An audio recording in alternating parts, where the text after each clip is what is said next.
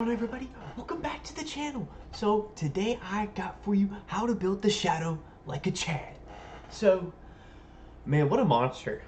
This guy is so versatile. So really unique stuff. Love using him, a lot of utility. So first up off the list, so we've got strategist. This one is really good for him. So 25 focus, 2 skill points, which he does get a lot of usage from skills. Focus, poison, and burn damage, plus 10%. So, all right, so let's kind of dive into a little bit about his stats. 1.94, that's really solid. 1.78, that's solid. He is a pretty slow person at 1.27 though.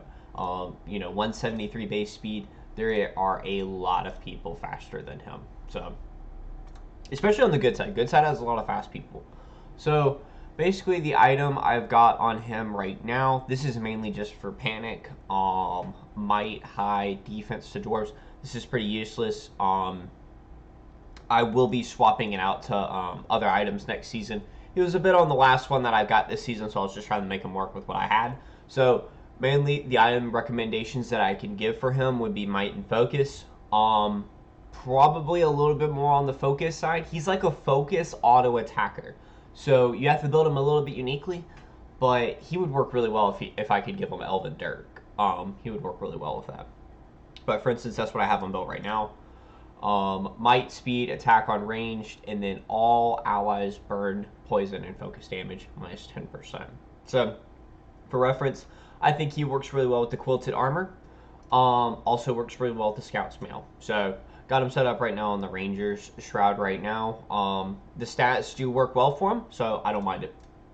Helmet-wise, might and speed, army HP melee, +1. Each round, chance to inflict stun. So honestly, between this and this, it's a very balanced setup for the amount of CC that you're able to put out in your items. So full helm, not that bad. Trapper's Hood would be very good on him.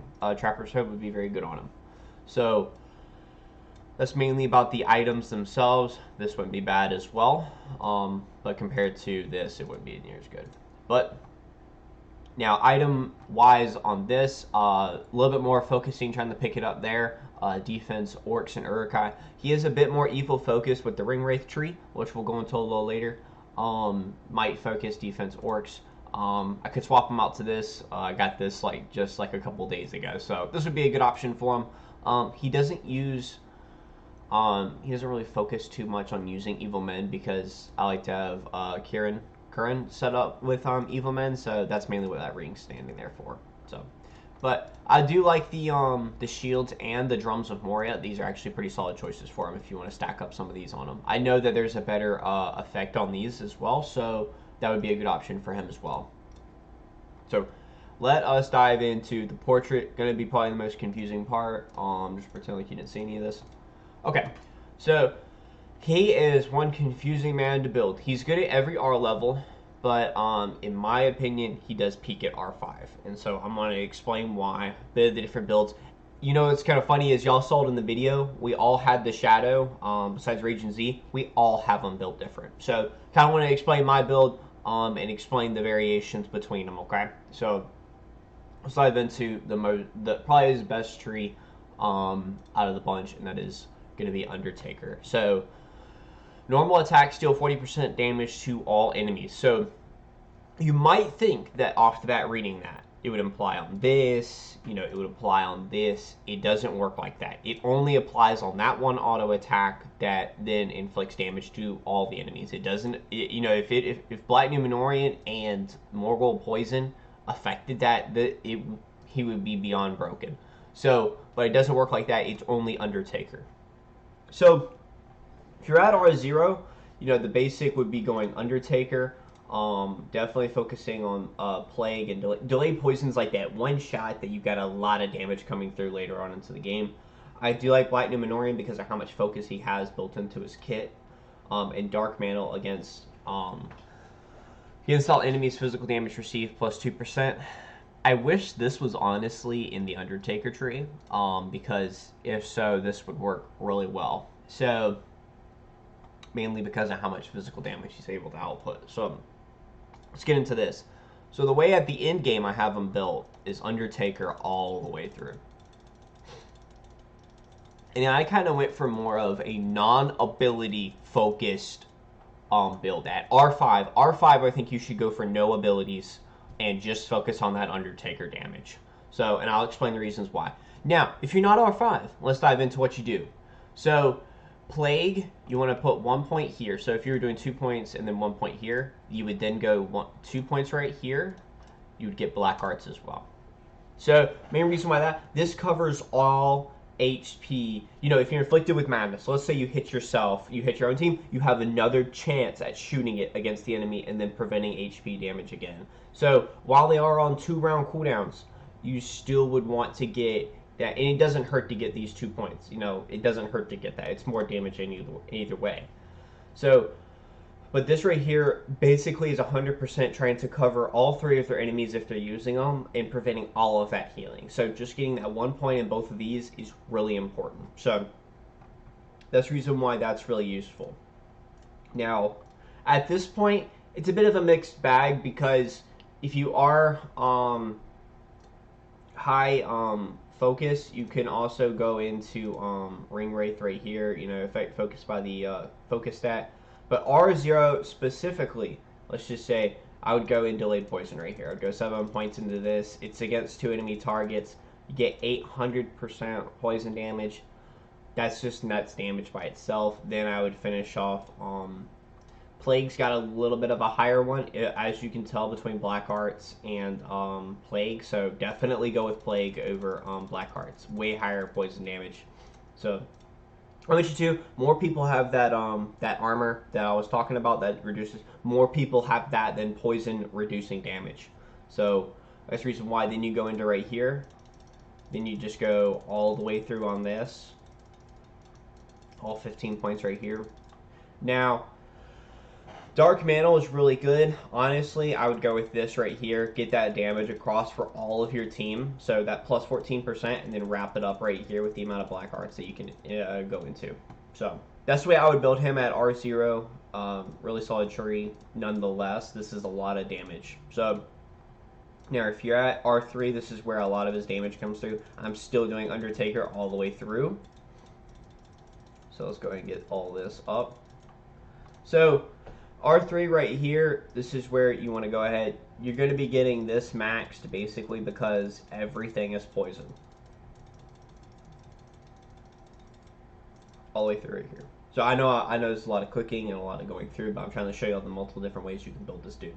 And the most efficient one, which I'll show it as the third one. So you have this max right here. You have 27 points. Where can you invest them at? Delayed Poison, go ahead and get this. Go ahead, get that. I mean, you got 30% increased on top of 800%, guys. You're topping over 1,000 damage.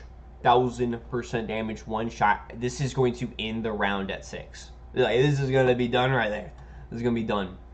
So this right here, go ahead and get 1 point right there. And then right here, go ahead and get this. Go ahead and get all of this all the way through.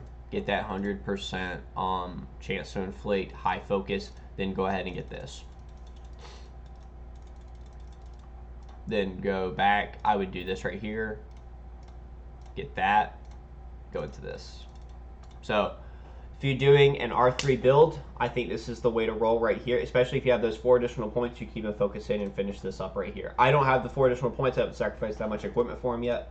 But for Plague specifically, high, you want to do this because of this right here. Now, you could say, well, what about the focus damage right here? I would go for the ability ones on this right here. So that's the way I would build them at R3.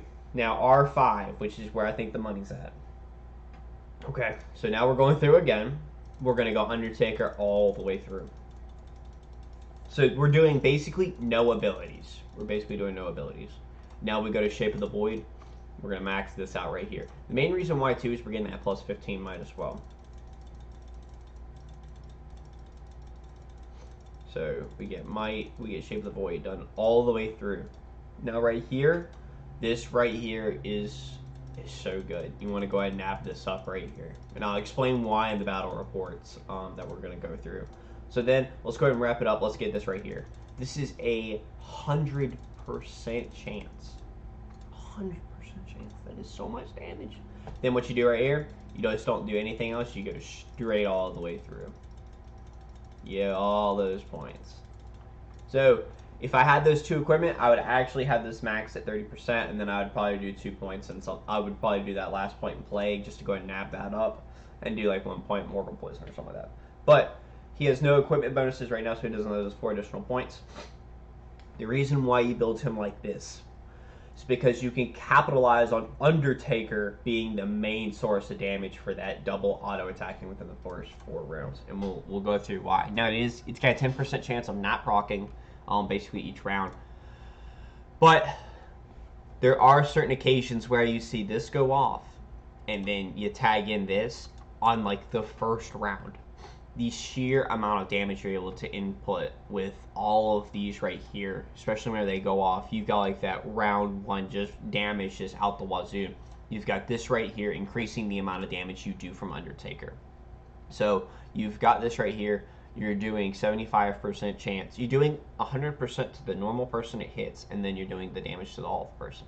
So then you do that poison damage, then you're basically capitalizing. You're bringing basically this as close to like 100% now with this right here. So now you're doing just about 100% damage to all of your enemies with your auto attacks now. Then you follow up each round. So that means within the first 4 rounds, it's a high chance of basically this going off every round. Then you've got this right here going off. You've got the 50% chance of redeeming an additional 30% damage. This applies to the poison. This applies to focus. This applies to everything. Then this right here just stacks upon this right here. So let's go into why. Let's pull up the battle reports. So this right here is a good one right here. So now what I like about this, it was a fairly close match right here in terms of like numbers of units. But let's go into why. So Shape of the Void, Ring Wraith, Burn, Focus, Nazgul Screech. I think I threw like a few points in there. But so the Shadow activates Dread. So take a look at this right here. So the Shadow attacks, detect weakness, it did not affect them, but lower defense went off, so they get an additional 30% damage. The Shadow attacks, they suffer 3,200 damage, 35 troops. Detect weakness went off again, or did not go off again. Lower defenses worked on Mountain Troll, and then, gives that bonus damage. There's just so much going on. But you get the detect weakness on that 3rd proc. Do you see this? So you then get it on your 3rd attack. So then you get 100% damage dealt. Then they suffer all of that poison damage. They lost 71 units. The panic doesn't work. Then Shape of the Void kicks in again. You get detect weakness does not work. You get the lower defenses does not work. They just go ahead and suffer damage. Detect weakness. Then you get it right here going off again on the Bow Knights.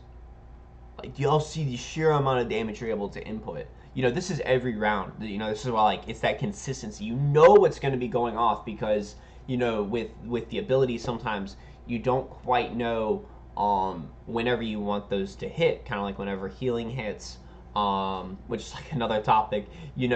Whenever that Black Arts hits, you want that HP reduction to hit whenever they're supposed to be healing. So, but this right here, you pretty much have such a high % chance of doing a lot of damage. So then also you follow up with the units that you have underneath you. You've got the Arbalists and you got the Corsairs. So you got that flame damage that they're doing. You then have that poison damage that they're doing. Ring Wraith is already kicking in super high. He's not a support troop by any means, but that damage that's kicking in from all of that Ring Wraith, it just stacks on top of them and it works out well. Then you stack them with Mountain Troll, and you've got a really good setup for tanking and all of that good stuff. So just a fefew more reports as well. Just kind of, this was at the end of our battle royale, so they just decided to full send. Managed to, I think this was the start of it, was the Boromir one, fairly well right there. He didn't stand much of a chance. Then right here, versus Gremma, so very close in terms of about 50k off on HP. Then we went into the Legolas one, 26 right there, so that was even closer, and I think this one was before the Legolas one. So diving into the Legolas one here, since this was the closest one, let's take a look and see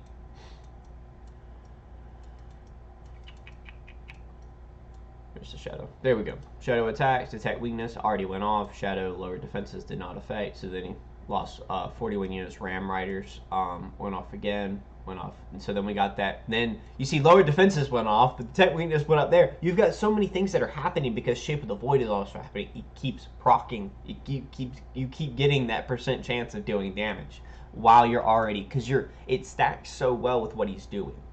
So, you know, at the end of the day, I think you'll get the point. You'll get what you'll get what I was trying to explain and everything about the best way I think the Shadow can be built right now is through the middle. I think actually on this one I did go for a little bit of the Nazgul Screech as well. So I didn't go 13 points into here, but it does give you more damage on the melee hits with full Ring Wraith Tree. So that's the reason why I did in the video for that. But without further ado, guys, thank y'all so much for watching. I hope y'all enjoyed the video. This is wrapping up the Chad builds for this season. Wanted to go ahead. The season 3 will be coming out in like 2 or 3 days, something like that. But y'all won't be seeing the video until after season 3 has already hit.